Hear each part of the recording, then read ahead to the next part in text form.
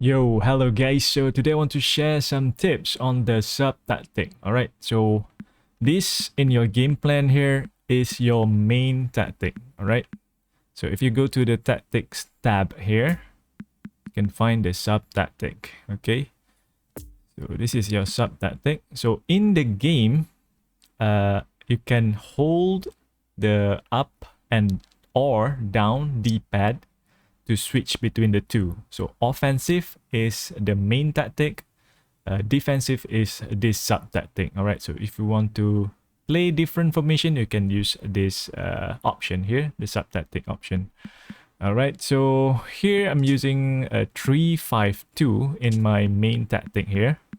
All right, so for the sub tactic, it's going to be the default when you choose your formation in your main tactic. So you have to switch to the formation or tactics that you want.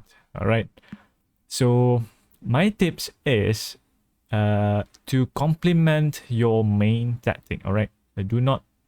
You can, but yeah, not good, I guess, to use something too much different because the players is not suited for that, right? So let's say if you play three at the back here, so you have three center back. So if you want to play 4-4-2 for your sub tactic here, so you are using three center backs to play with four at the back when you want to use like two full back, right? So try not to differ too much from your main tactic. So what I suggest instead is to play to complement your main tactic by pushing your wingers forward. All right, that's something that you can do.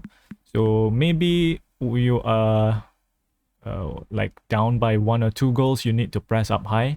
So you can switch to this sub tactic, all right, because you have 4 players to press up high. So that's one thing. Maybe like you play like with 4-1-4-1, all right, so you only have one CF to press up top. So maybe you can push the wingers forward, all right, so now you're playing with 4-3-3. So if you're down by a couple of goals, you want to press up high, you can switch to defensive sub tactic. That way you do not have to go into the game plan to switch your tactic, all right, main tactic. That way you can still use your main tactic during offense. During defense, you can switch it back to this 4 at the top or 3 at the top. Okay, so that's one thing that you can do. Another thing that you can do is switching the winger, right? So let's say you play Son here on this right side here, then you play Beckham on the left side. So it makes things a little bit confusing for the what is it called? The opponent. So this kind of like a fluid formation in previous pass, right? So yeah, you can do that. So when you switch to defensive, then Son will move to this side, then Beckham will move to this side. Then you can switch it back to main tactic when they will go to this side again, to the normal side again. Yeah, but make sure you have players that is suited for that. So like Son here is okay because even though he can play on that right side there, right mid, but he has good, what is it called? Good weak foot, very high. Yeah, so Beckham here is still okay because he has a good curl, even though his weak foot is not that good. But he has a good curl, so he can use outside curler. He has outside curler, I think. Does he have it? No, he doesn't have. He has a long range curler. Yeah, but it's okay. So it depends on your player, right? So yeah, that's the thing with sub tactic. Not much, I guess. So you can also, yeah, maybe play like, or during main tactic 3-5-2 here, right? So during defense, you can bring them down, all right, like that. Okay, so in the previous video, I said with deep line, the individual instruction video, with deep line, these two will drop down, right? If you put the deep line instruction on them, but usually they will go here in between, all right? Because usually the center back will try to cover the winger, so they will stay wider. So this white midfielder will go drop into the space left by the center back. So that's what normally happen. But they do sometimes go down here depending on the situation, depending on the positioning of the center back. But most of the time, because center back is a little bit wider, so they tend to go here. So that if that's not something that you like, all right, so you can do this instead. You can do sub tactic, all right, but you have to switch it all the time, I guess, during the game. If you want to do that, defensive sub tactic, all right, switch it during defense so that you have 5 at the back, like here. Yeah, that's something that you can do too. What else? I guess, yeah, you can also push the AMF here forward to have like 3 to press instead of pushing the winger to have 4 players. If you think it's a bit vulnerable, then you can push this to have 3 players, just 3 players to press, so you have 3-4-3 instead of 3-3-4. Yeah, so yeah, use your creativity. Of course, you can, yeah, just like I said before, you can play with different formation, but it's not advisable because of your players' composition here. All right, so yeah, another thing is you can play with different play style.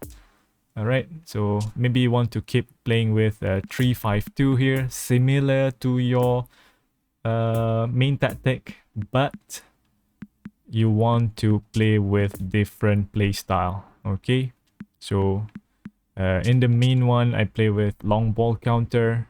So in the sub, maybe I want to play with possession game or quick counter. A little bit higher, I guess. The defensive line long ball counter is a bit low. Consider when defending, deep sitting defensive line. But with quick counter, high defensive line. Possession game, high defensive line. So that's something that you can do too, to switch between the two during the game.